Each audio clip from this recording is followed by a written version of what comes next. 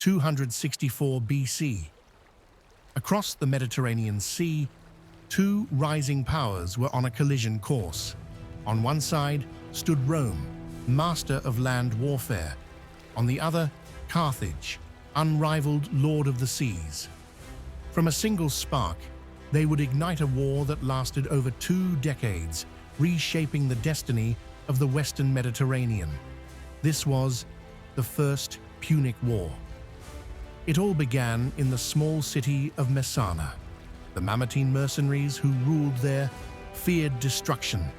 In desperation, they called for help, both from Carthage and Rome. And when these two superpowers set foot on Sicilian soil, the fuse was lit. The conflict could no longer be avoided. At that time, Carthage dominated the seas, while Rome had almost no fleet at all. Yet the Romans did the unthinkable. Within months, they built a massive navy and invented a new weapon, the corvus, a boarding bridge that turned sea battles into land battles. In 260 BC, at the Battle of Mylae, this bold tactic gave Rome its very first naval victory, shocking Carthage to its core. Rome pressed its advantage. They besieged the fortress of Agrigentum in Sicily, forcing Carthage to surrender a vital stronghold. Soon after, Roman legions even set foot in North Africa.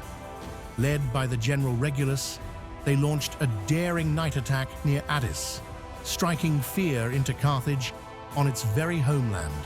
For a moment, it seemed the war was almost decided. But war is never so simple.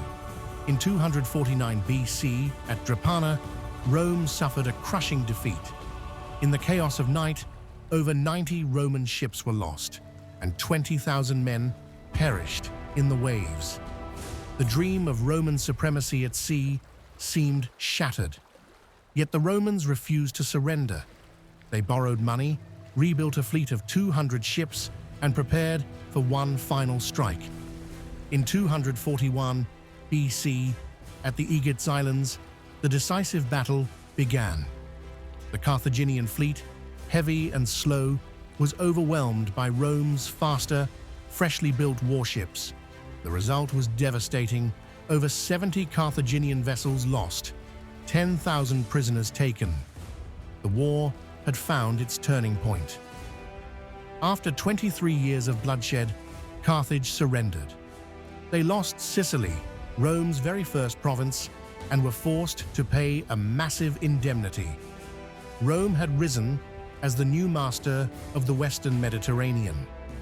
But hatred still lingered. Across the sea, Carthage was already preparing for revenge, led by a young commander named Hannibal. Soon, the Second Punic War would begin.